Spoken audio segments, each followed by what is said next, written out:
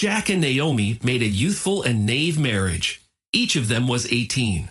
Their marriage was dissolved a year later. They separated and lost touch with each other for a long time. When they met again, they were both in their 30s. By then, both had accumulated a wealth of experiences, including various relationships with their share of ups and downs. Just to have some fun and remember their younger years together, Jack had asked his ex-wife out on a date, but nostalgia overcame them. After spending the whole night together, they decided in the morning that they should never part again. Thus the couple remarried. Over the course of the following 12 years, Jack and Naomi fondly recalled this story during every family celebration.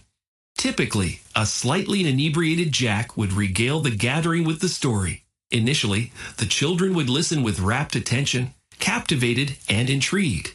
Dad, he was a good storyteller. It seemed to them that he was reading for them some fairy tale.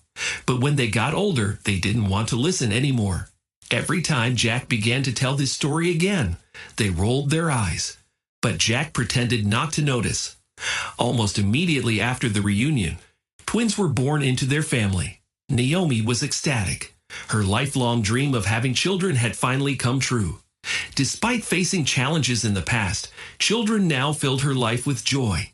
In the initial years, she prioritized her role as a parent, occasionally putting her relationship with her spouse on the sidelines. They were together purely out of comfort rather than deep love.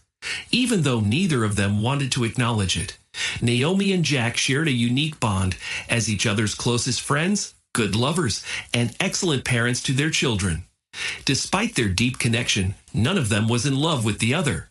Naomi had never pondered her emotions for Jack until a chance encounter with her neighbor in the elevator doorway prompted her to reassess her feelings for her spouse. Because Naomi was engrossed on her phone and failed to notice the man approaching her, they ended up bumping into each other. The man angrily muttered to her to pay attention. The parking lot was the scene of their next meeting. Naomi was messing about with her automobile, which she was unable to start. Jack couldn't assist her because he was already at work. "Can I help you?" A man's voice interrupted her thoughts. Naomi turned around to find the same neighbor from the elevator who had spoken harshly to her before.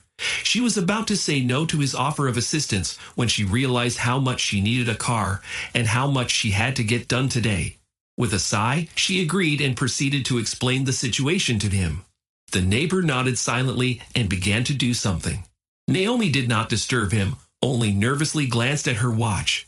In 20 minutes, she was supposed to be at a meeting, yet the man was still tinkering under the hood, and progress seemed slow. "Doesn't your husband help you?" inquired Naomi's new acquaintance. "He's at work," she replied with a nonchalant shrug. The man emitted a snort, prompting curiosity in the woman. However, before she could inquire about it, the neighbor succeeded in starting her car at last. She leaped up with joy and hastened to take her place behind the wheel. "I'm Mason, by the way," the man mentioned. Mason was stern and unsmiling. His towering height and robust physique gave him the appearance of a formidable bear. He glanced at Naomi as she pulled out of the parking lot. She'd been mentally going back to this man with a serious face all day for some reason. She felt a twinge of embarrassment, realizing that in her haste, she had forgotten to bid him farewell. Mason came to her rescue, and she simply got into her car and departed. The woman made up her mind to thank him and find out where he lived. Having learned the neighbor's apartment from the concierge, she went to his home equipped with cake and beer, not sure which of Mason's favorite things to eat. The man didn't open the door right away, and when he caught sight of the cake and beer in Naomi's hands, his eyebrows shot up in surprise. "What's all this?" he inquired. "It's me. My name is Naomi. I left so quickly this morning, and I'm so uncomfortable," she admitted. Despite feeling uneasy about his serious demeanor, Naomi was determined to be kind to Mason at any cost, and she finally presented him with the gifts. "This is for you," she smiled as sincerely as she could. "For your help." The man, feeling a bit embarrassed, accepted the gifts and mumbled a thank you.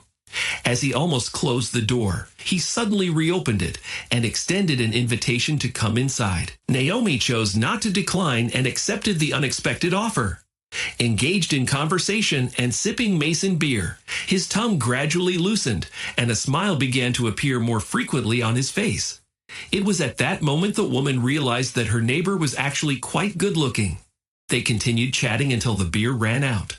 Naomi began to pack for home. It dawned on her. Her children and husband were waiting for her to return. Out of the blue, the man gently placed his palm on her shoulder and gave it a light squeeze. That night, thoughts of her new acquaintance kept her awake. She didn't remember how their friendly encounter had turned into something more. How she'd ended up in Mason's bed, in his strong yet tender arms. The encounters grew more passionate, the hug more intense. More and more often, a man would ask questions about who we were to one another. Naomi was unable to respond to this query. All she knew for sure was that she no longer wanted to deceive her husband. She needed reassurance, and only then could she tell her lover what he wanted to hear. She confessed to her husband herself. She kept wavering between the desire to tell him everything and to keep quiet for a while longer. One evening, after the children had drifted into slumber, she and Jack cozied up in bed to watch a movie before retiring for the night. With a suddenness akin to ripping off a Band-Aid, the woman made a decision to open up.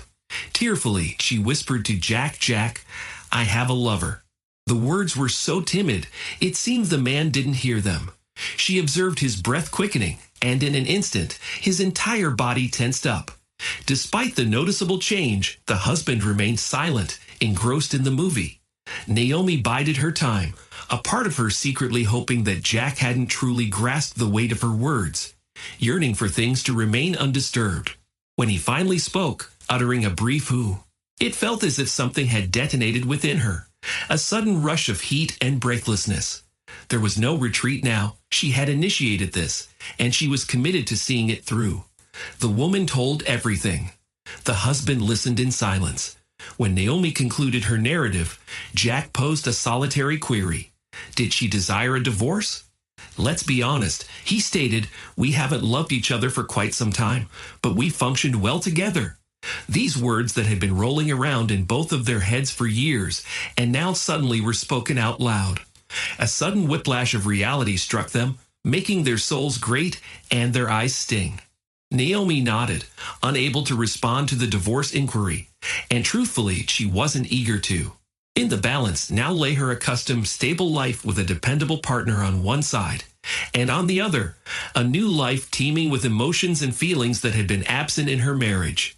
Naomi considered her kids and imagined what it might be like for them to experience their parents' divorce.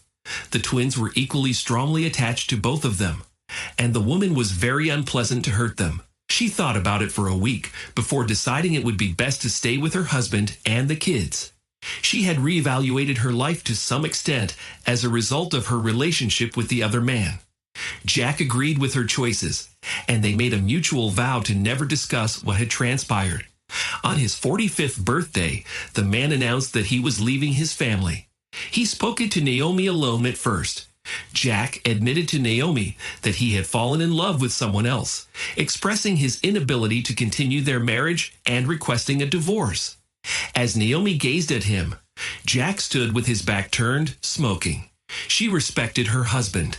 This minute was their marriage ending, maybe for the final time. And in the silence, each of their children slept soundly in their respective rooms. On the table were the leftovers from the holiday dinner. Suddenly, both of them realized that the amazing 15 years they had spent together had flown by. Naomi had never again met a man she could love. She knew that Mason, who had taken their separation so hard, was already living with someone else. She was left alone after the kids grew up and went away. Thank you for listening to the story to the end. And if you like it, please support us with a like as well as subscribe to our channel. Write in the comments